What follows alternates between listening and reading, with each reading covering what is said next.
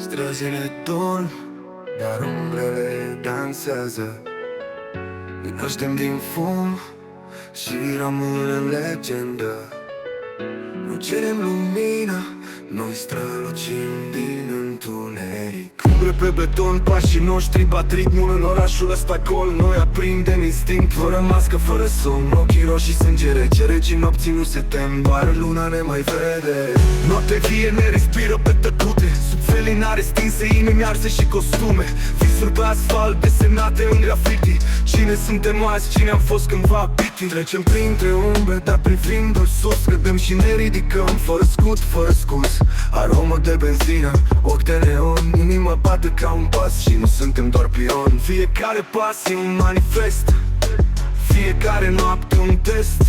Noi nu fugim de întuneric, noi purtăm un piept ca un crez. Umbre pe beton, pașii noștri bat ritmul. În orașul ăsta gol noi aprindem instinctul. Fără mască, fără somn, ochii roșii, sânge rece, regii nopții nu se tem, doar luna ne mai vede. Noapte vie ne respiră pe tăcute, sub felinare stinse, inimi arse și costume.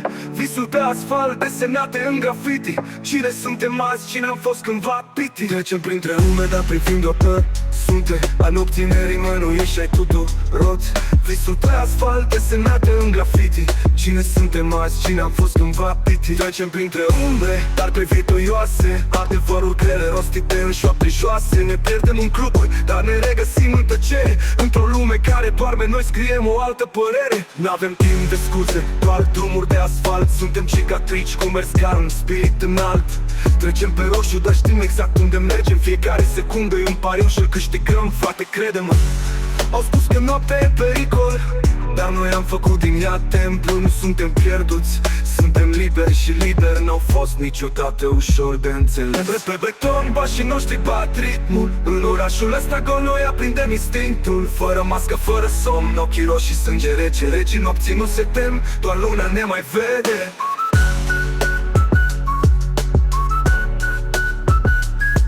Pe beton,